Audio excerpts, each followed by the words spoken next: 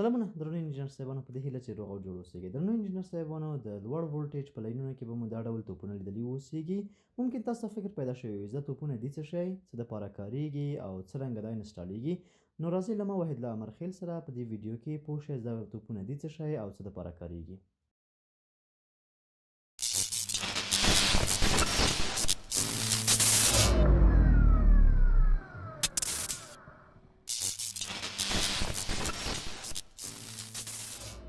انجینر صاحبان تاسو ته ممکن دا فکر پیدا شوی اوسیږي چې دا توپونه د دې لپاره کاریږي تر څو د ښار ښایست پکې برابر شي، او یا هم شاید دا فکر تاسو ته پیدا شوی وي دا توپونه د دې لپاره کاریږي تر څو لاینونه وزن واخلي او له یو بل سره په ټچ یا هم ټکر کې نشي.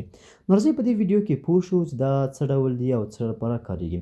مونږ تاسو ته ځینې مطالب په دې ویډیو کې راټول کړي دي چې اول مطلب مو دا دی چې دا توپونه دي څه شی، ورپسې وروسته له دې څخه په دې پوه شو چې دا چیرې کاریږي او څه ډول انسټالیږي، او اخرنی مطلب مو دا دی چې دا څو ډوله دي او هر ډول آیا ځان ته فرق لري که نه لري.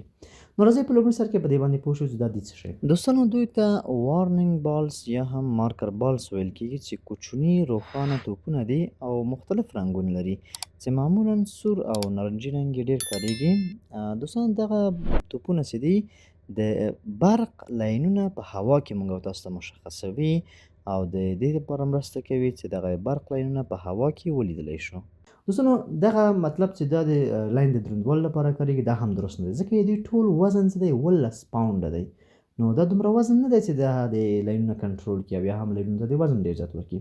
د لومړي ځل لپاره دا په 19مه پېړۍ کې وکارول شوله. ښه دوستانو اوس په دې باندې پوه شو چې دا کوم ځای کې کاریږي. دوستانو دا په هغه ځایونو کې عموماً کاریږي چې هغلته د میدان هوایي شاوخوا ته د برق لاینونه تېر شوي اوسیږي، او یا هم په هغو ساحو کې چې هلته ډېر زیاتې ټیټې طیارې الوزي. ممکن افغانستان کې خو دا ساحې نشته، په نورو خارجي هیوادونو کې شته دغه ځایونه چې په هغه ځای کې د چکري طیارې اوسیږي، خلک ځي میلې دپاره، نو هلته د چکر دپاره طیارې پورته کوي او دغه توپونه پکې لګول کېږي تر څو دا لاینونه ولیدلی سي، د پیلوټ له لرې ساحې څخه لاین تشخیص کړلی سي.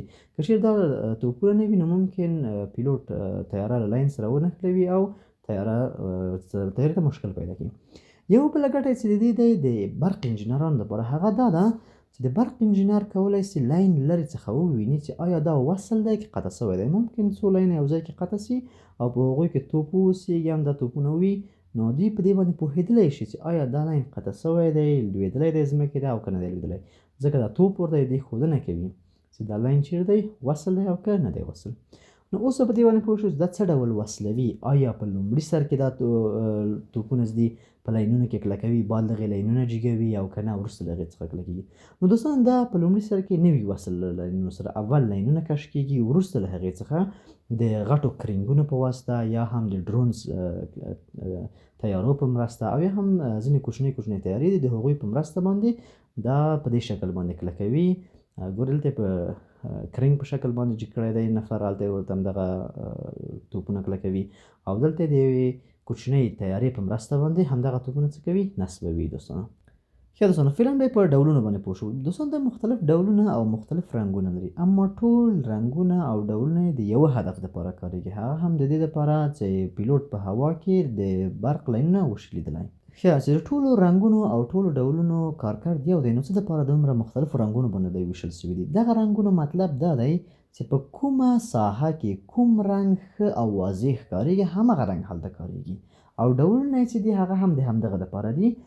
یو بله ګټه هم چې دوی رنګونه لري هغه دا لري که چیرې په یوه منطقه کې څو ډوله لاینونه واوسیږي، مثلا د وای فای او برق لاینونه تېر سوي واوسیږي، نو بیا د هغه ځای ساحې خپل انجینران کولی سي دغه رنګونه او شکلونه په مختلفو ډولونو باندې وویشي. مثلا سور رنګ ورکړي د برق رنګونو ته، سپین رنګ یا شین رنګ ورکړي د وای فای لاینونو ته.